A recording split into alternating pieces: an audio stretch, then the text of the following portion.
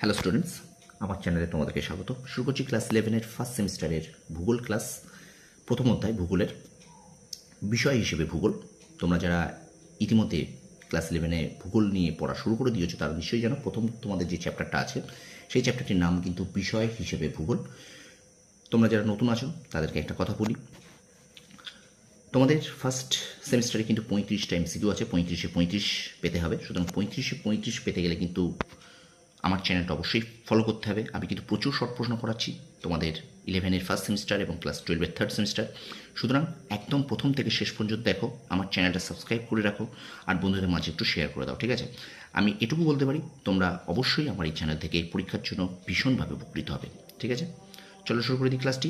Class 11-এর ভূগোল first semester প্রথম অধ্যায় বিষয় হিসেবে ভূগোল, এই অধ্যায় থেকে দেখো প্রথম প্রশ্ন বলছে, নবনিয়ন্ত্রণবাদ এর প্রবক্তা হলেন? উত্তর ডি হবে ভি অনুচিন। তোমরা আরেকটা কথা, এর আগে কিন্তু আমি তোমাদের পর্ব 1 করিয়েছি, সুতরাং তোমরা একটু দেখে নিও। যারা দেখেছো তারা নিশ্চয়ই জানো, এটা কিন্তু পর্ব 2, ঠিক আছে? তারপরে প্রশ্ন থাকো, ভূগোল শাস্ত্রের আধুনিক সংজ্ঞা প্রদান করেছিলেন? অপশান এ হয়ে যাবে উত্তর আলেকজান্ডার ভন হামবোল্ড ও কার্ল রিটার। পরে প্রশ্ন থাকবে, সকল বিজ্ঞানের জননী বলা হয় যে শাস্ত্রকে? উত্তর অপশান বি ভূগোল।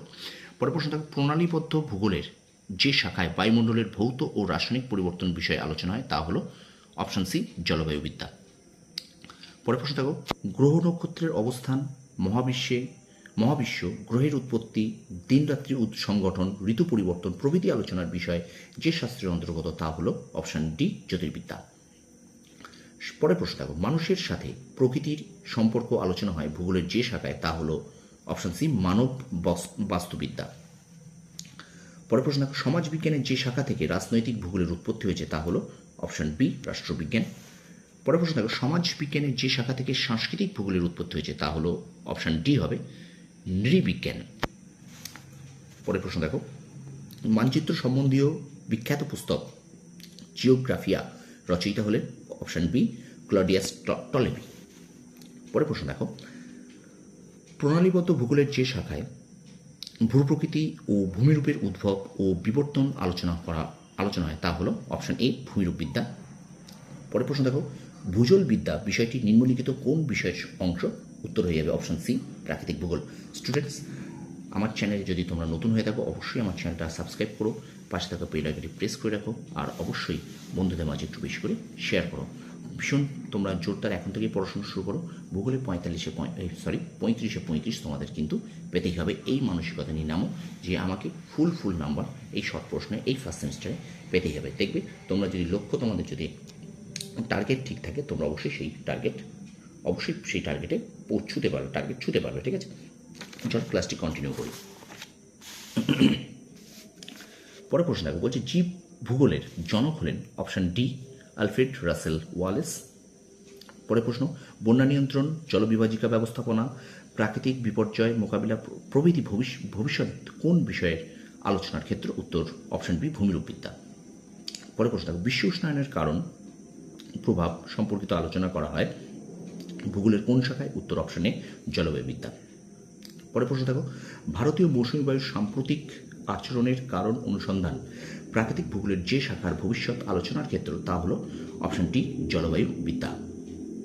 পরে প্রশ্ন, জিপিএস, আরএস, জিআইএস প্রভৃতিতে মানচিত্র অঙ্কন প্রাকৃতিক ভূগোলের যে শাখায় ভবিষ্যৎ আলোচনার ক্ষেত্র তা হলো? অপশান বি জ্যোতির্বিজ্ঞান। পরে প্রশ্ন দেখো, ভারতীয় ভূগোলবিদ ড্যাশকে জ্যোতির্বিজ্ঞানী ভূগোলের পথ প্রদর্শক বলা হয়? অপশান এ হবে আর্যভট্ট উত্তর, ঠিক আছে? তারপর দেখো, কোপেন, থার্নথয়েট, ট্রেওয়ার্তা প্রমুখ ভৌগোলিক প্রাকৃতিক ভূগোলের কোন শাখার সাথে যুক্ত? অপশান এখানে হয়ে যাবে অপশান সি জলবায়ুবিদ্যা। পরে প্রশ্ন দেখো, পসিডোনিয়াস, ভদ্রুপ, শেফার্ড প্রমুখ বিজ্ঞানীগণ প্রাকৃতিক ভূগোলের যে শাখার উন্নয়নের সাথে সম্পর্কিত তা হলো? অপশান বি সমুদ্রবিদ্যা। পরে প্রশ্ন, ডকুভেচ, মারবাট, বলদুইন প্রমুখ বিজ্ঞানীগণ কোন বিষয়ের সাথে যুক্ত? উত্তরে যাবে অপশান এ মৃত্তিকা ভূগোল। পরে প্রশ্ন, ভূগোলে নিম্নলিখিত কোন প্রশ্নবোধক চিহ্নটি কার্যকারণ সম্পর্কের সাথে যুক্ত? অপশান বি এখানে অপশান বি কেন, ঠিক আছে? অপশান বি কেন। তারপর দেখো, যে গ্রিক পণ্ডিত পৃথিবীর আকৃতি ও আয়তন সম্পর্কে প্রায় নিখুঁত ধারণা দিয়েছেন তার নাম হলো? অপশান এ এরাটোস্থেনিস। এবং এখনকার এই পর্বের শেষ প্রশ্ন থাকো, নিচের একটি শাখা জীবভূগোলের অন্তর্গত, সেটি হলো অপশান এ উদ্ভিদ ভূগোল। তো স্টুডেন্টস, এই ছিল এখনকার মতো এমসিকিউ। একদম তোমরা এইগুলোকে খাতায় লিখে নাও। ক্লাস 11-এর ফার্স্ট সেমিস্টারে যারা আছো, ভূগোল নিয়ে যারা পড়ছো, তারা অবশ্যই এই প্রশ্নগুলোকে লিখে নাও এবং লিখে তোমরা অবশ্যই এখন থেকে পড়া শুরু করে দাও এবং বারংবার তোমরা রিভিশন দাও। দেখো, আমি তোমাদের বারবার বলছি, শর্ট প্রশ্ন 35-এ 35 পেতে হবে ফার্স্ট সেমিস্টারে, এবং তোমরা যদি রিভিশন না দাও তাহলে ভুলে যাবে, ঠিক আছে? শর্ট প্রশ্নের একটাই ব্যাপার, সব সময়ের জন্য রিভিশন দিতে হবে। Revision revision and revision. বড় প্রশ্ন আমার মুখস্থ করে একবার অনেক রিভিশন দিয়ে লিখে হয়ে যায়, কিন্তু শর্ট প্রশ্ন কিন্তু আমরা ভুলে যাব। সুতরাং শর্ট প্রশ্ন কিন্তু রিভিশনটা দিতে হবে, ঠিক আছে? তো ভিডিওটা এই পর্যন্ত শেষ করছি। আমার চ্যানেলে যদি প্রথম যারা আছো তারা অবশ্যই আমার চ্যানেলটা সাবস্ক্রাইব করো, আর পাশে থাকা বেল আইকনটি প্রেস করে রেখো। আর তোমাদের কাছে একটাই অনুরোধ, তোমরা একটু বেশি করে আমার এই ভিডিওটা, আমার এই ক্লাসগুলোকে শেয়ার করে দাও তোমার বন্ধুদের কাছে। তোমার বন্ধুদের কাছে যেন প্রত্যেকের কাছে আমার এই ভিডিওটা পৌঁছে যায়। তোমরা মন দিয়ে পড়াশোনা করো, তোমরা সফল হও, তোমাদের সাফল্য কামনা করি। ধন্যবাদ।